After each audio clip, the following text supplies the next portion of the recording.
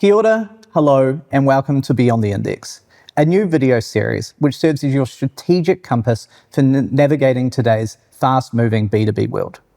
This series is powered by Dentsu B2B Superpowers Index. It is the 5th iteration this year, and it's the largest global study of B2B buying behaviour, bringing you insights from over 16,000 B2B buyers across 35,000 brand experiences. It has all the data, all the information you need to be successful in 2026.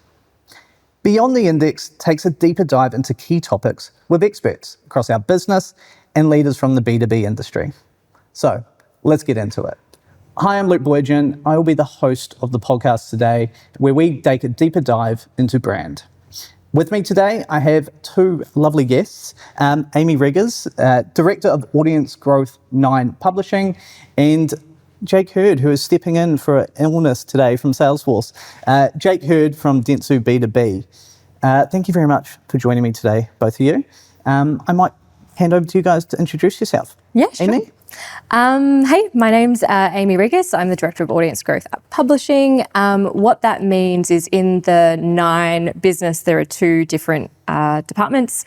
One is TV, which I think most people know, and the other is publishing. So the brands I'm lucky enough to look after are the Australian Financial Review, the Sydney Morning Herald, The Age, Good Food, 9.com.au, Brisbane Times. There's a bunch. A lot of them have a subscription focus, and I manage the marketing teams for all of those brands. Cool, nice.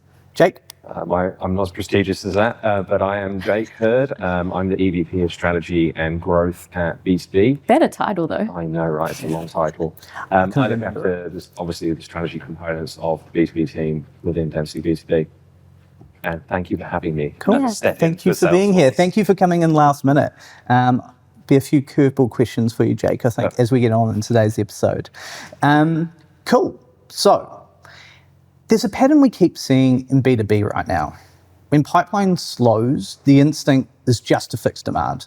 More campaigns, more spend, better targeting.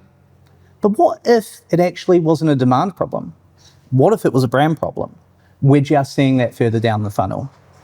That's exactly what the latest iteration of Superpowers is telling us, and the data is impossible to ignore. The brands outperforming in pipeline, deal velocity, and conversion rates are the brands that have been trusted and well known and have set this over time.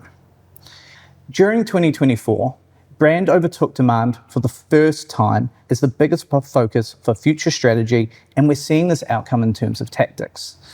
Brand awareness and top of funnel performance jumped 8 points to the 3rd spot. Aimie, I'll come to you first.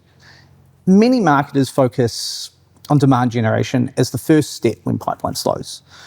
But Superpowers research suggests the root issue isn't demand, it's the lack of focused brand over a longer period of time. Are you seeing this at all? Yeah, it's a really good question. I think yes, and it's kind of hard to not. And I'll tell you why. I think when you're focusing on those conversion tactics, they're often more visible, they're easier to measure, they're easier to convince your broader company of the value of. Whereas brand, as I'm sure any marketer listening to this will know, is often there's a longer tail. It's easier to measure the absence of it than it is the presence of it in a lot of cases.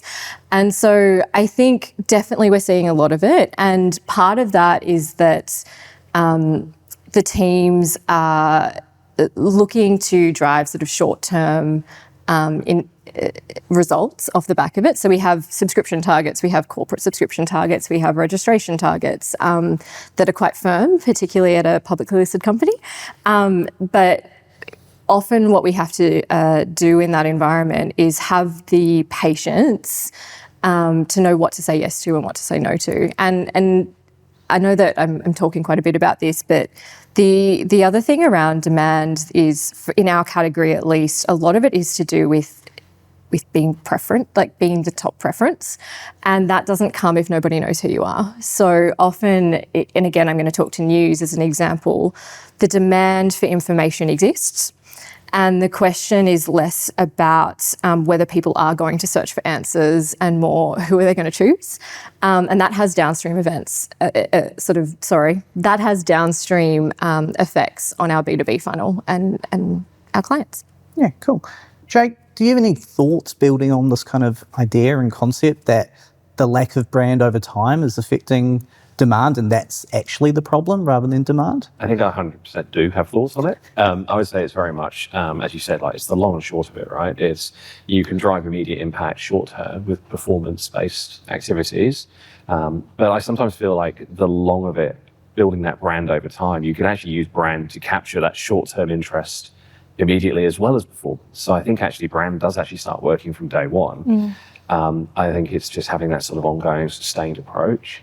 And more interestingly, it's interesting you said about the titles, because everybody in Australia knows the AFR, Sydney Morning Herald, The Age. I think it's more of an interesting play when your brand is so reputable and well known, as opposed to being like a new starter. And we were talking about AI just literally before we turned on the cameras. And if you look at the AI landscape, there's like a million different companies all doing lots of different things. For them to brand build in a category is extremely difficult. So actually, they're not going to see a performance from day one. They will see it much later over time as they build that brand, but they can use performance to capture the demand now. So I think it's contextual. It depends on how reputable your brand is, how long it's been around. I think it's thinking of whether or not your audience recognize you in category and where you sort of stand in that kind of marketplace. It's such a good point. And I think we obviously at Nine have a bunch of what we call legacy, but I would say legacy is a superpower in a lot of ways. If you're still here after 190 years, that's a great thing. But there's quite a big difference between the brands that had to build an audience or trust pre-internet, where you had a paper in your house and you had to choose a brand, you had to choose how to engage with TV, so versus the newer ones. And the result of that is so much of our audience comes direct to us because they know who we are. So I don't want to assume that every brand has that luxury, because I know that we're very lucky in that way. And some of the newer brands, like you think about Stan and others, have to sort of work in a different way. Everyone knows what Stan is now, but to sort of get that step ahead. Yeah. And you're so well positioned, like brand trust in your brands is like the number one. Like if I go to a news source, I'm not going to go necessarily to like Twitter. But some people do. I refuse to say it. But I'm not going to go to Twitter to try and find information. I'm going to go to a proper news source. So again, like I think there's a real trust element with like tied to the brand, which again is like it goes back to the classic kind of branding category entry point. Like how do you combine those two things together? And obviously your category entry point is like trusted, reputable news. It's table stakes, I think, which is kind of an interesting thing when you talk about building trust, which I'm sure we'll get to around brand. For us, it's the cost of entry. Like if people don't trust what we're saying is true, that has flow-on effects for every aspect of our business. It's interesting that you say that you wouldn't go to Twitter or X, or I'm sure a lot of people do, particularly in emerging audiences, probably go to those platforms and ChatGPT and TikTok, etc. And so our challenge is different because we have this inbuilt habit of breaking news happens, people come to us and they know to come to our brands and other really great news brands. But I don't think we can assume that for the younger generation, which is a different challenge in terms of building trust with that audience. Yeah, 100%. And I think this next question was going to build on this conversation, because the research that we have shows that buyers are engaging with brands before they even look at demand campaigns. So you touched on day one, building a brand from day one. What can B2B buyers and marketers make sure they're doing from day one to build that brand trust before demand campaigns even come through? Maybe Jake, you want to start on that? Yeah, it's an interesting question. And I think it genuinely goes back to some really basic constructs, which we all struggle with sometimes, which is like, what is the brand promise? Mm-hmm. And it's not like a lofty, here's a mission, here's a value statement, here's another thing on top of that. It's actually, what are you promising to your customers that your brand will deliver in terms of solving a particular problem for them? So what are you trying to solve for your customers? And that's actually quite difficult to position it. And that's, I mean, I mentioned like CEPs earlier. I think understanding how your brand is associated with that product and what that promise looks like in category, that in itself creates your positioning. And again, we can go down this later, but that's the elements of like distinctiveness and differentiation. Because, you know, the market's always oversaturated. Every market is like 100% plus in that category, and most categories are growing. So really getting that cut through is super, super important. And I think, again, that goes back to brand promise. Yeah.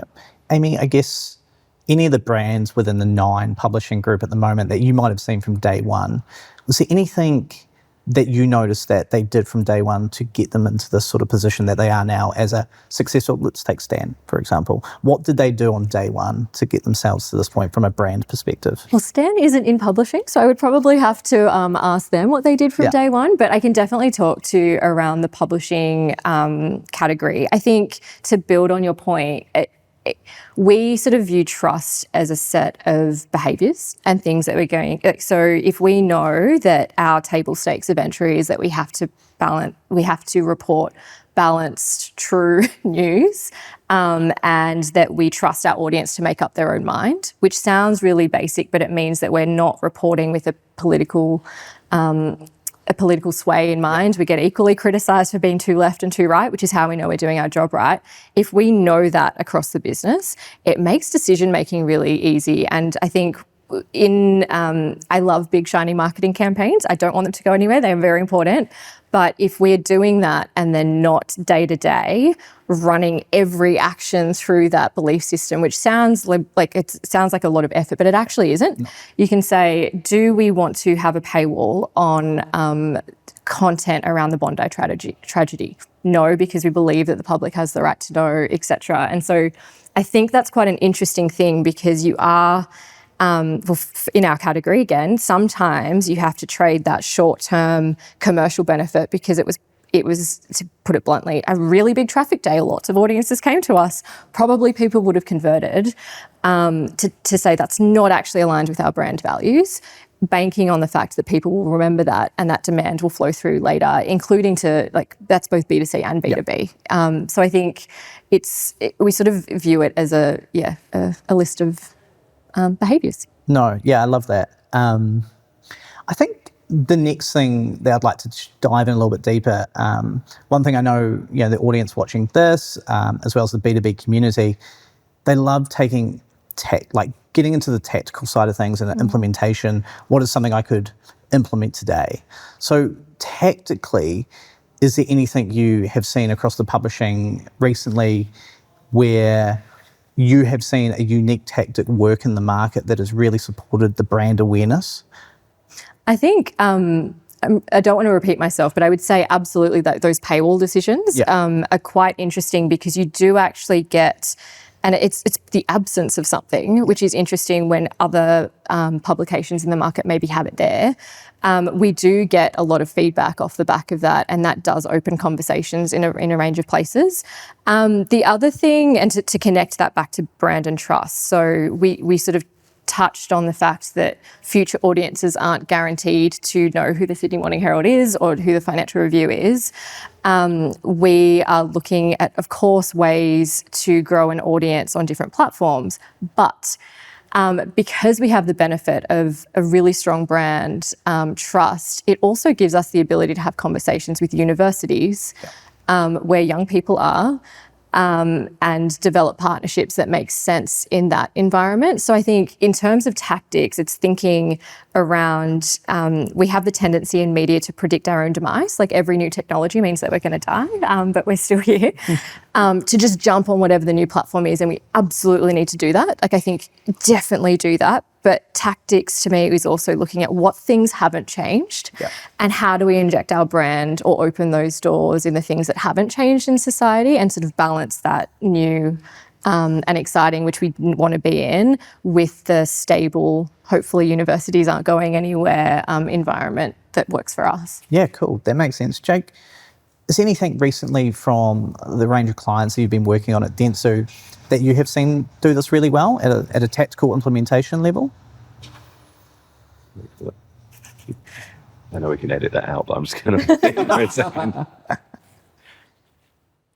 Yeah, it's a good question. I think one of the things we found in the research, which I'm sure you've probably got in your notes, and we're going to talk about later, is like actually when we say brand, we're not just talking about slapping a logo on, a channel or a product spec sheet or something. It goes a lot deeper than that. And I think when we unpick the elements of trust behind a brand, I think the number one decision driver was actually, I feel safe signing a contract with that business. And I think that's really important because you can unpick that even further. And when we look at those kind of key drivers and motivations behind that, which we do, because we've indexed it, it kind of falls into three buckets. And the first is around relevancy. So like, is this particular brand and product relevant to me? And it can come in different forms. It's like relevant to the business problem. Is it relevant to me as an individual?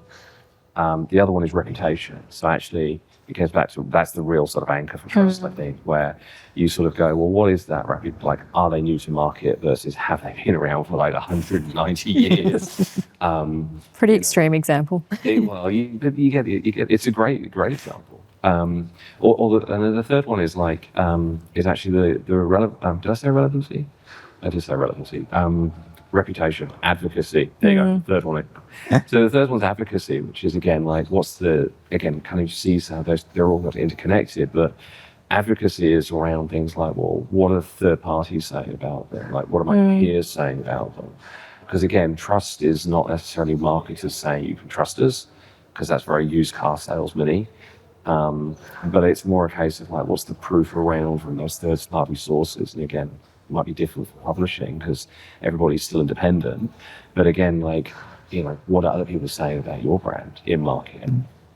I think it equally matters for us, both in terms of, I would say, our brands and how our audience is talking about us on other platforms that we don't control, which we don't want to. They're free to say whatever they want about us. But I think on the flip side, it's interesting because in terms of a tactic, lots of people want their brands mentioned in the Financial Review and the Sydney Morning Herald because of the credibility that it gives them and that halo effect around the brand. And part of us protecting that is that you, outside of, like, you can sort of pay in terms of an advertorial perspective, but we clearly label that and it's really obvious in terms of what is branded content versus not, because protecting the editorial independence is crucial to us. Again, it's table stakes. So that environment is super interesting for us to play in because we have just been around for so long. Yeah. Nice. Sorry, it's just as a really weird symbiosis that I never actually thought of. Because obviously the reputation of your brands, but then associating with people wanting that.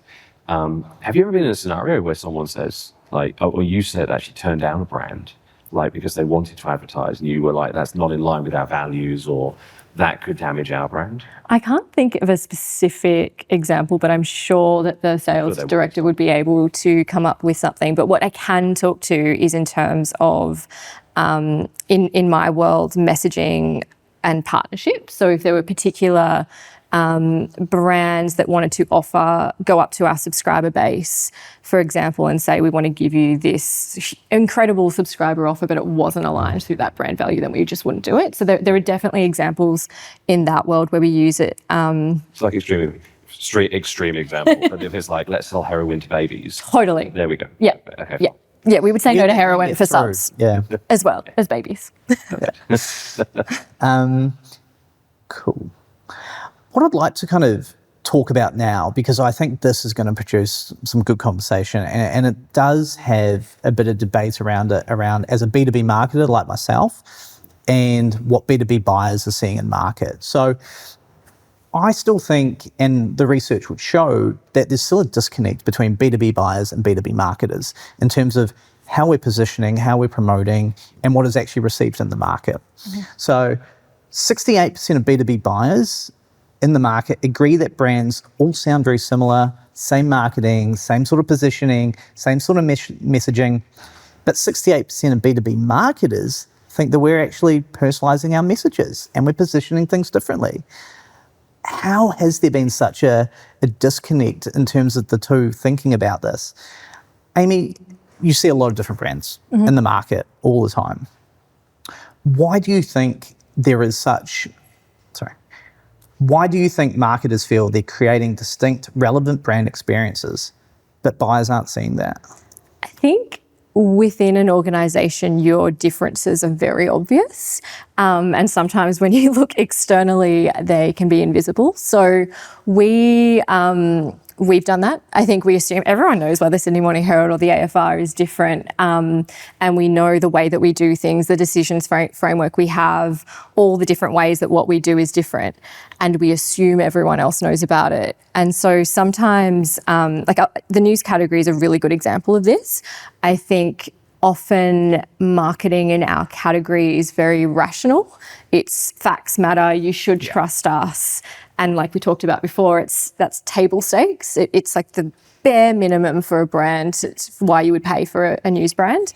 And so the challenge, and it in a lot of ways for us, it's convincing the really rational, excellent journalists to find the emotional part that's going to resonate, that ends up giving us a brand line. So our recent brand campaign for the Sydney Morning Herald and the Age is Here's to Reason.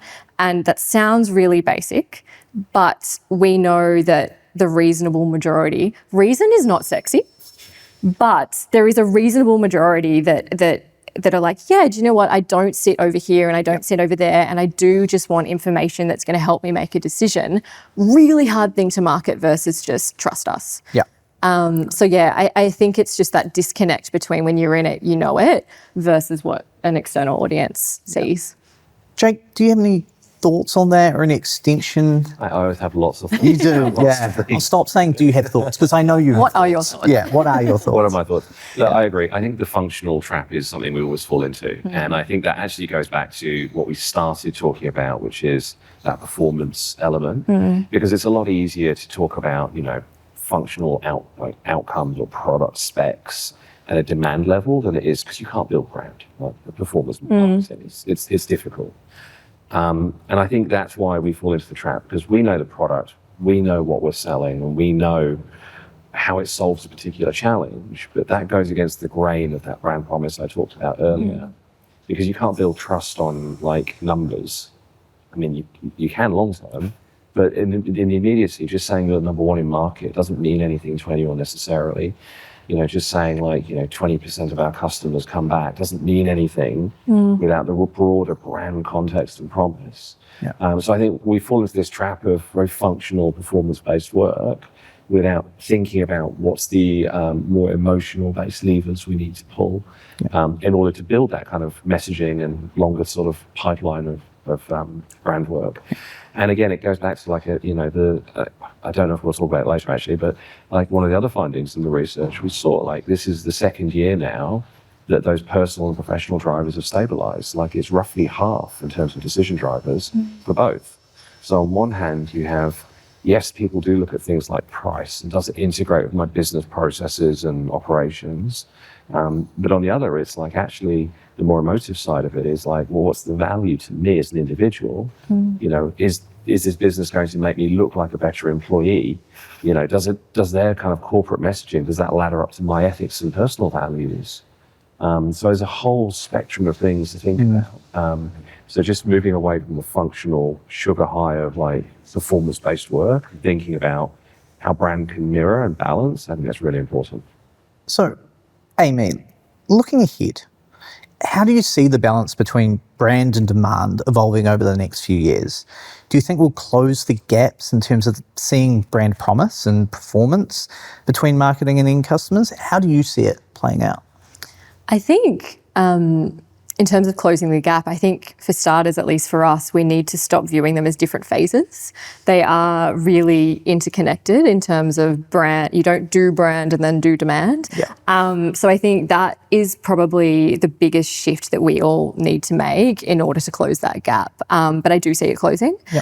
I think I, again, am lucky enough to work in a category where at the moment there is still a demand for news, but I know that that's not always the case. So COVID and travel, things happen, etc. But I think in those choices, how easy you made it to refund a customer if their booking was cancelled. Sorry, I should say that again. How easy you make it when a customer's travel doesn't go through because of events outside of their control is something that they are going to remember when demand does eventually happen. So I do think we need to sort of view those things as one, as working together and supporting one another. And brand is just a great multiplier for all of that work that you're eventually going to do anywhere on the funnel. So, Jake, your thoughts on this? Yeah, look, I want to be optimistic that gap will close. I think in reality, I don't think it will for quite a lot of businesses. Okay. We know some of our bigger clients that we work with, they have a brand function that sits on like level 10, and then they have like a demand function that sits on like level 9. Structurally separate teams. Yeah, different teams. We don't have a team that big, so we are we're all together. They're not even big. Sure, some of them aren't even big teams. They're just different departments within a marketing department. And I think that's tough. I think that's sometimes a challenge. And I think that goes down to like operational, organizational design, a whole bunch of things, legacy business practices. People sometimes just, again, fixating on how they move budgets around rather than thinking about how they just grow the business overall. So I think, it is in context, which is the get out of jail card. I find sometimes it's like the consultants, it depends. But I think in context, like some will succeed. And I think the ones that do close the gap will succeed. I think overall, I think marketing will continue to see the chasm between, depending on different business sizes, that chasm between brand and demand. I think demonstrating the value of brand is the most important thing though. And again, yes, you can measure it. Yes, you can do all kinds of fun things like attribution modeling and mixed marketing modeling and all this kind of stuff to understand the role that brand plays. But sometimes it goes back to the classic, you can't measure, or should you always measure everything? Sometimes it's just a gut feeling and you can look for those correlations. But again, that becomes a bigger conversation with business, right? It's not marketing's job necessarily to to tow the whole business along. We have to help the leadership to understand the value of brand, so it comes from the top down, which is a different challenge entirely. I think I'm glad we disagreed on something. I think I have quite an optimistic view because that has happened. And I think it's interesting, my title does not have marketing in it. It is about growth. That the business understands that my job is directly aligned with what they're trying to achieve. And I know that the name of it sounds like such a small thing, but the way that we measure success and report that back to the business, we've done a lot of work to market brand into the business. So when we have things like potentially, I'm not going to name any names, people coming in and saying, what efficiencies can you make with AI? And can you create a whole bunch of content just with AI? We have to then do the job of no, brand is why people pay for us. If there's a whole bunch of people doing AI slop out in the universe, they will not pay for our content. Our whole business falls over. It doesn't matter anymore. So it's interesting because the way that we've sort of sold brand into the business is not necessarily by calling it brand. Yeah. It's by tying it in really these incremental but really important moments of this is crucial to our growth. If we do this, it's going to fall over. And I think, again, I'm optimistic about this because you talk about organisational change. One of our managing director's first tasks when she became managing director of publishing was she brought our audience strategy team and our marketing team and our digi performance team. We're all one. And so it was quite a conscious decision to do that so that we weren't sort of running against different KPIs, because when you do that, of course that's going to happen. So I'm optimistic because I feel like we're edging closer to it, but we still have a long way to go. I think I'm still defending why we need to invest in brand. Yeah. But we've come some way. I think it's interesting. I think you both touched on structure, right? And I know with the client I'm working on at the moment and previous ones, the whole brand to demand education piece is an ongoing conversation. Sounds like you guys have done a really good job of that and are in a really nice space. But I think there are a lot of organisations who are a lot slower moving in this space. So it will be very interesting to see how that kind of plays out. As we are coming to the end of our session, if you had to give one piece of advice for 2026 for B2B marketers who are still treating brand as secondary to demand, what would it be? One piece of advice, probably, and this is going to sound really boring and basic, but is knowing what to say no to is just as equally as knowing what to say yes to. And I'll explain what I mean by that. If your brand says no to if your brand doesn't say no to anything, it stands for nothing. And so that extends to our B2B salespeople. It extends to sort of every aspect of what we do. And I think knowing what your brand stands for when you are standing in front of a client and selling something and being really clear about that is helpful, because you can say no, but. Yeah. And you know what works for your audience, you know what's going to work for them commercially, you know what product is going to be the right fit. So I think when you are sort of falling into that demand area, and we do it, there's the tendency to be like, whatever you want, we'll do it, we'll scramble, we'll do this. But I think having that confidence to really be clear about what you know works is helpful in the long term. Yeah, cool. Jake? Well, I'm going to say something quite controversial. I'm ready. So my advice would be, if it's the right context, turn off your performance channels just for a little bit and see what happens. Again, providing that you're not relying over. Sometimes that happens by accident. That wasn't us, was it? I would say, like, if you can focus in on, if you're running, for example, search, just turn search off and just for a couple of weeks and see if it makes a difference. Or if you're running some other high demand channel, just try it for a week and see if what drops off or what doesn't. And if it's kind of roughly the same, then that in itself speaks volumes. I'm assuming that you'd be running some sort of brand activity in the background. For God's sakes, don't do no marketing. But like, it's interesting to play around and experiment, I think. But there is a bit of a risk, because if you do experiment too much with brand and the way that you're positioning yourselves, message you're carrying into market, if you're constantly chopping and changing that, and again, there's lots of research around that, like even the System 1 stuff that they've been putting out recently, like make sure there is consistency behind that brand. So don't play around with brand too much. But by all means, like, test and trial performance on and off, try different performance channels in parallel to brand, see what happens. Cool. I love it. I've recommended it before, and you can get some pretty interesting results when you do it. So, have we done it? I've done it. Yeah, I've done it. We do it sometimes. Not with huge budgets, but we did it and we ran a test, and it provokes conversation, right? Like, what if we did this? Do it and see the outputs of it. And from our side, it actually reshaped the demand channels that we were using because of it, and the strategy. So.